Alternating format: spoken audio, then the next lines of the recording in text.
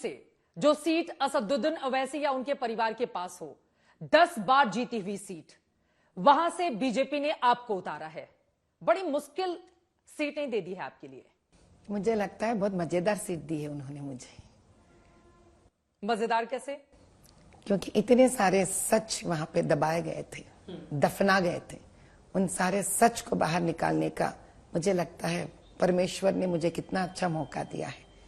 आज तक जिस बल पे वो लोग जीते आए हैं, ये जीत लोगों को दिल जीत कर नहीं जीता गया है।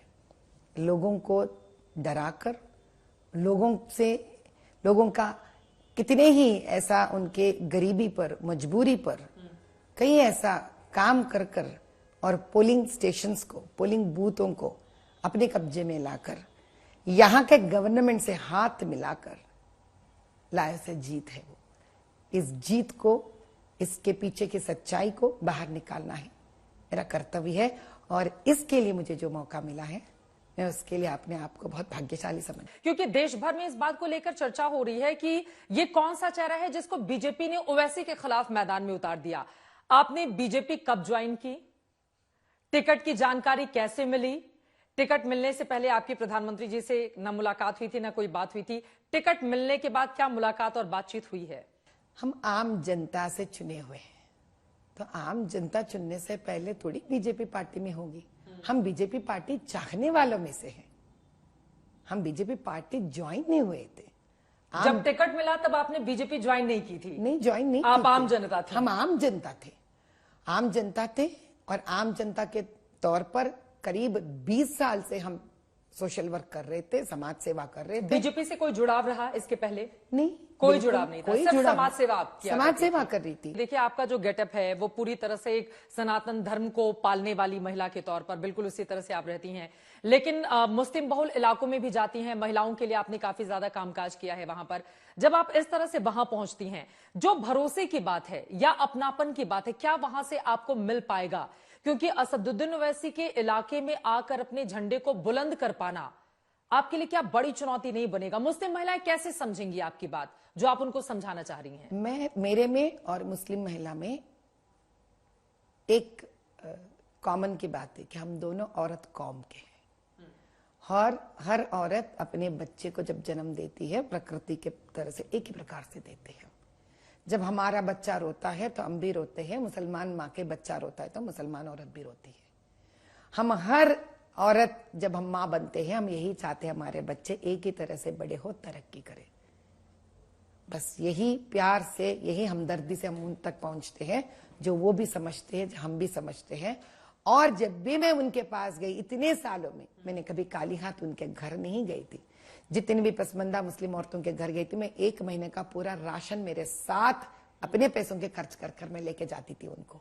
लेकिन मुस्लिम औरतों को आप ये भी सिखाते हैं कि ज्यादा बच्चे पैदा नहीं करने हैं। ये बातें समझ में आती हैं उनको? नहीं, मैं कभी भी किसी मुस्लिम औरतों को ये नहीं कहा कि ज्यादा बच्चे पैदा मत करो। हाँ। मैंने एक ही बात कहा है, जितने भी बच्चे आप पैदा करो, लेकिन आप एक बात याद रखिए कि वो बच्चे को आप हक दिलाने के स्थिति पे है या नहीं। आप ये सोचिए एक माँ की तरह कि उन बच्चों को आप पढ़ाई दे सकते हैं, एक जिंदगी दे सकते हैं, एक ऐसा ओहदा दे सकते हैं जहां वो गर्व से करे कि हम 10 बच्चे हैं मेरे माँ के, और 10 के 10 हम डॉक्टर बने, लॉयर बने, चार्टर्ड अकाउंटेंट बने, या टीचर बने, प्रोफेसर बने, पुलिस ऑफिसर बने, आईएएस ऑफिसर बन सके।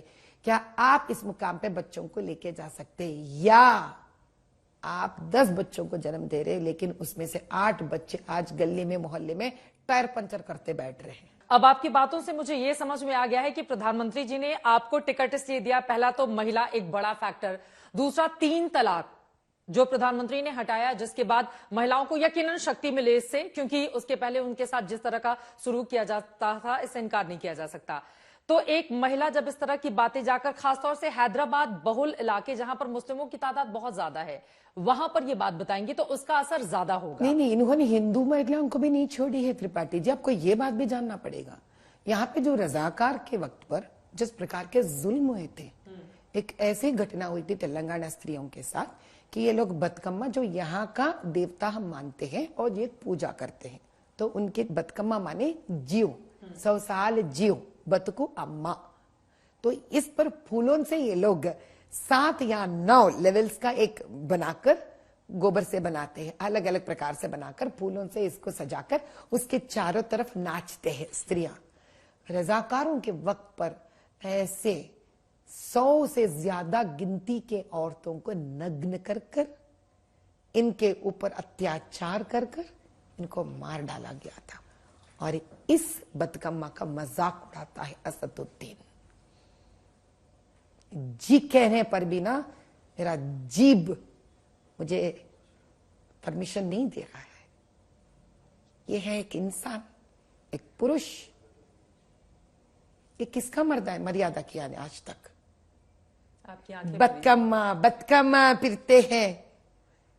अरे यार, आप कौन हो? आप एक प्रशासन में एक इलेक्टेड एमपी हो। आप इस प्रकार के जबान इस्तेमाल करते हो कि स्त्री के प्रति, वो भी वो स्त्रियां जिनको नग्न कर कर उनका हवस के साथ उनका बलात्कार करके उनको मार भी डाल दिए। मैं कहती हूं आज देश से उस दिन को ब्लैक डे डिक्लेयर करना चाहिए। हर औरत की इज्जत का सवाल है वो। It has to be declared as a black day in the history. और ऐसे लोगों के साथ कांग्रेस मिलता है, बीआरएस मिलता है। लेकिन बीआरएस ने अपना कैंडिडेट तो खड़ा कर दिया है हैदराबाद से। कांग्रेस ने आज तक खड़ा नहीं किया और ओपन ऊपर खुल्लम खुल्ला कहते कि हम एमआईएम के साथ है। आप किसी भी पार्टी के साथ रहो भाई, लेकिन किस प्रकार से पार्टी के व्यक्ति के साथ आप हो जिनका सोच विचार कैसा है। आप रामायण के रामचंद्र जी के माता जी कौशल्या को आप दाग लगाते हो। ये पुरुष कहां पीछे हटा बताइए आप? स्त्री को बार बार बार बार बार बार मर्यादा करता है। असल में इनको ना, मैं कहती हूं इनको कोड ऑफ कॉन्डक्ट से निकाल देना चाहिए। इनका हक नहीं बनता लोगों के बीच में ठहरने के लिए। अब उन्हें यह कहना चाह रहे कि ऐसा सारा इस्लाम है क्योंकि ये तो ठेकेदार है मुसलमानों का।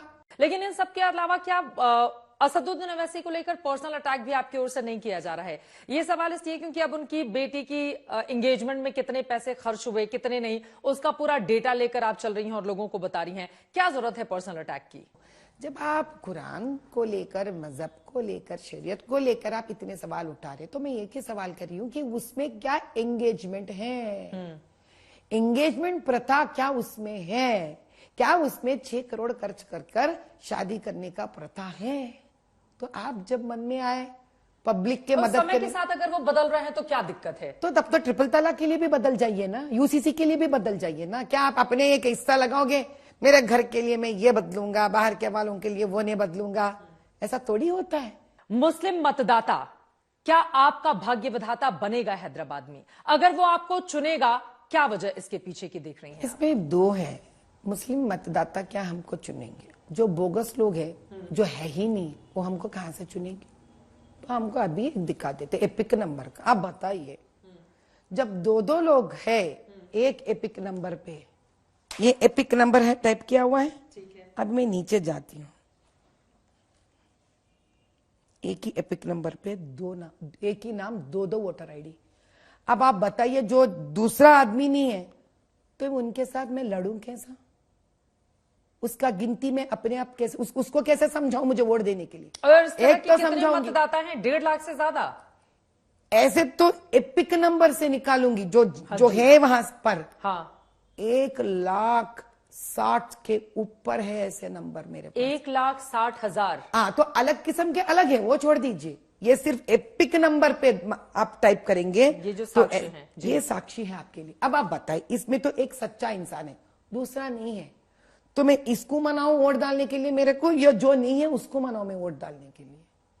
आपके लिए बहुत बड़ा फर्जीवाड़ा चल रहा है ये देखिए, हैदराबाद फिर में से दिखाती असदुद्दीन हूँ। ओवैसी को जिताने के लिए। ये देखिए, फिर देखिए, ये है एपिक नंबर और ये इलेक्शन कमीशन का साइट है।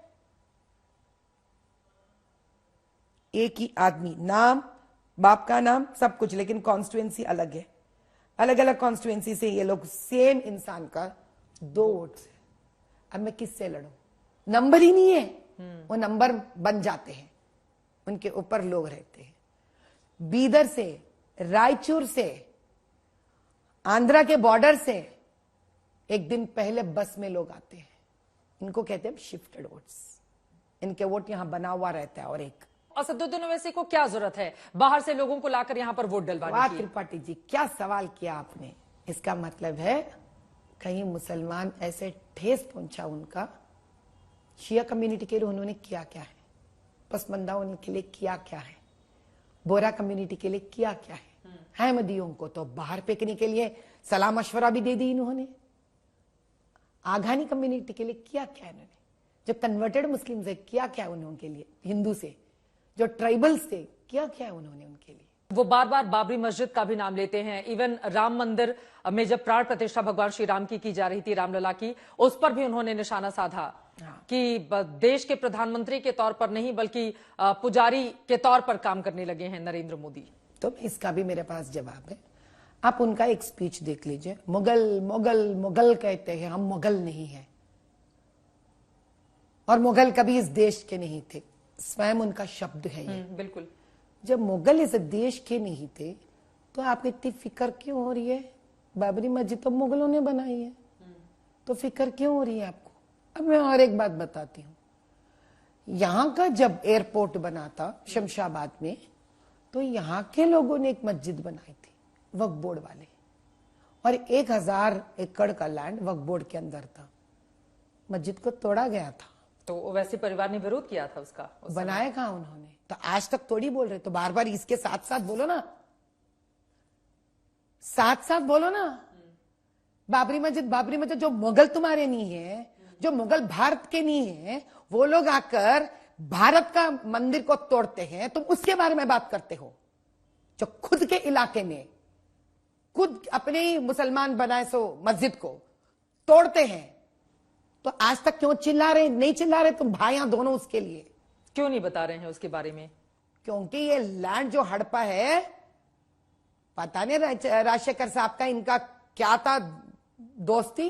कहीं लेडी सिंघम कहा जा रहा है यहाँ पर, तो उधर विपक्षी वाले आपको गुंडा कहकर भी संबोधित करते हैं। आप जैसे बातचीत करती हैं, दोनों ही पक्षों की अलग अलग बातें हैं। लेकिन आपकी जिंदगी अगर शुरू से लेकर अब तक देखी जाए, चाहे आपके शादी को लेकर बहुत ज्यादा चर्चा, जो बयान आपकी ओर से दिया गया था कि कैसे अखबार में पढ़ने के बाद फिर आपने पसंद किया और दोनों लोगों ने शादी की, या फिर आक्रामक तरीके से बेटियों और महिलाओं को लेकर आपकी ये जो बातचीत हुई, इससे तो पुरुष डर जाएगा कि ये हमारी बेटियों को भड़काने का काम न करें। हम किसी को भड़काकर ये तो नहीं कहे ना कि आप घर छोड़कर चले जाओ, मम्मा पापा का बात मत सुनो, सनातन धर्म को आप फॉलो मत करो।